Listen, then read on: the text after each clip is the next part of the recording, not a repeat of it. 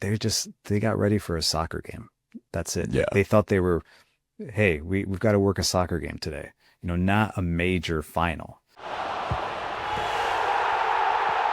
The staging of this World Cup, I think, is also whole nother story here. In addition to the team itself, I was lucky to go to the Oasis show on Monday evening, but Jealous. getting Very home, jealous. Very oh jealous. yeah, it was awesome. Liam Gallagher is a hero, but getting home from this arena is hellacious. And I hear the same about, down in Miami, the Hard Rock and the venue down there, which I think will be staging games, right? Yeah, quite a few games.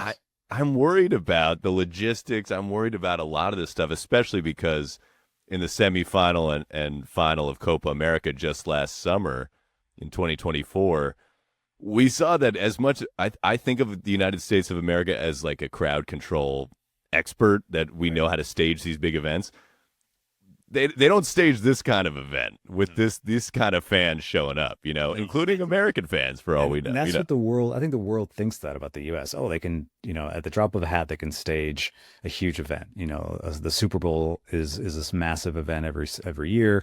Perhaps abroad, people aren't as connected to college football, but college football is just a massive, massive sport here with big games and big stadiums and all that. So, but you're right. I think Copa America last summer, which I covered heavily, and I've traveled throughout the country, different venues, and it was for me, I think, a realization that the U.S. is, yes, they can stage big tournaments, but the U.S. infrastructure and organizationally, it's nowhere near flawless. And you make a great point. It's like one thing to stage it, the Sugar Bowl, the national championship game in college football, the Super Bowl, or March Madness.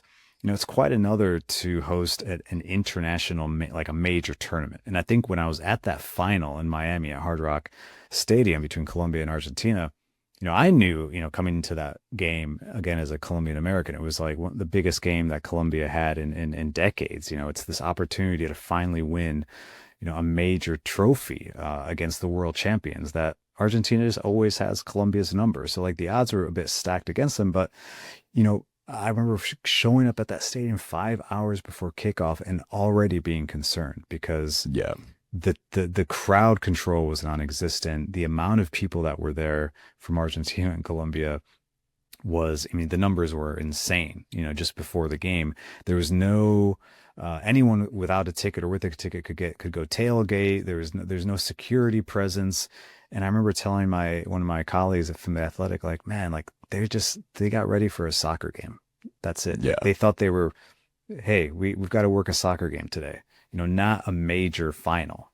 And so that was, and that obviously came after the stadium violence in Charlotte between the Uruguay national team, Colombian fans, Uruguayan fans. Like there were some, incidents during that Copa America that were like, oh, like, during this World Cup, like this needs to get stamped out. And you mentioned logistically, like it's a massive country.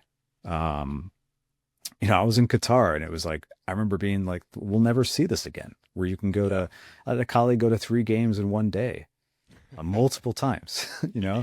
and like I went to 2 in one day and it was, doable. Getting to the third was a bit of a stretch, but still it's like, just think about that, going to 2 games in one day and not getting on a plane. And so we're going to be stretched as a country, from a government perspective. What's the visa situation going to look like? There's so many questions still for this World Cup next summer.